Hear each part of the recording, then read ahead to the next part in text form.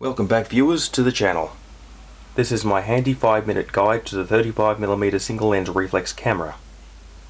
The cameras you see before you range in age from the early 1960s through to the mid 1980s. Some of them are mechanical, like the Nikon FM and the Pentax Spotmatic SP. Others are electronic, like the Nikon F3 and the Praktica BC1 here. Now it doesn't matter which is which, because they all operate in pretty much the same fashion. We have mechanical advanced levers, we have manual focus, we have shutter speed dial, and we have a rewind lever. This is pretty much all the controls that you get, all the main ones anyway. Now some of these come with stop down button, aperture stop down, and self timers. I think that's not the self timer. Not that it matters. And that's pretty much all you get with a camera like this. Now this is called the single lens reflex camera because of the mirror inside the camera light sight box. This directs the path of light through the lens onto a ground glass focusing screen such as that, and from there through the pentaprism into the eyepiece, where we may view the image the right way up. Sometimes we fail to appreciate just how wonderful these cameras are and take them for granted, I think. Now, as you can see, these are all exceptionally well made vintage cameras. Now the mechanical ones do not require battery power, but the electric ones have a small button cell in the base of the camera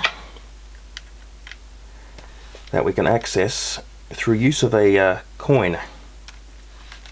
And this is a nice old Australian 2-cent coin which fits the slot absolutely perfect. Although being, and here we are, we have the button cells.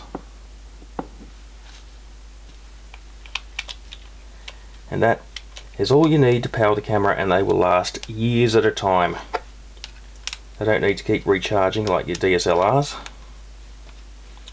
Never mind that. Close your bastard. Close your bastard. There we go.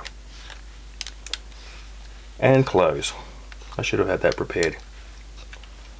In order to load the camera for shooting, what we do, we turn it around. Now we'll have to lift the rewind crank. Now on the Nikons there's a little lever here which locks it in. You press the lever and then you lift and pop, opens the back. Other cameras like the Praktica and the Pentax, you don't need that lever, you just pop it open like so.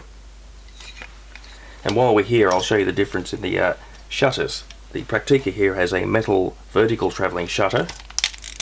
It goes like so. And the Nikon has a horizontally travelling cloth shutter which travels like so. Oh, I should turn it on, duh. Now it doesn't matter which one you get because the end result is the same. Now where were we? Loading film. Open the back.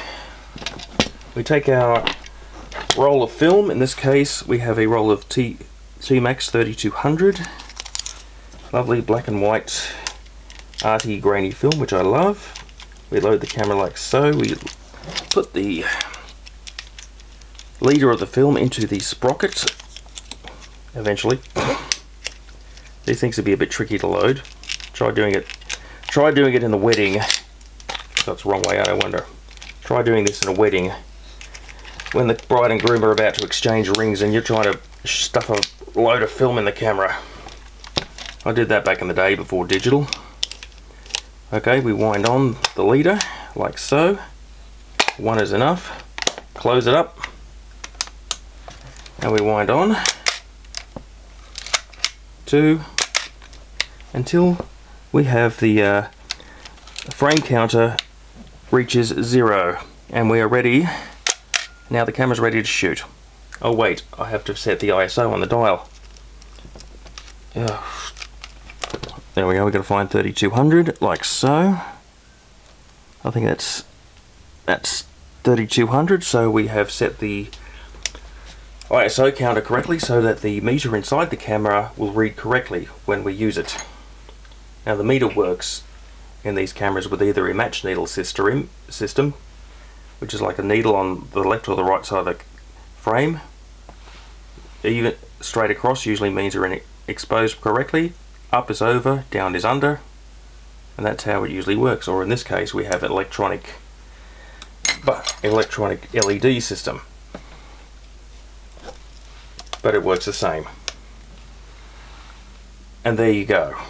That's how to use the camera. All you've got to do now, focus, compose, shoot, until your roll is done. Madness to the method. Thank you for watching.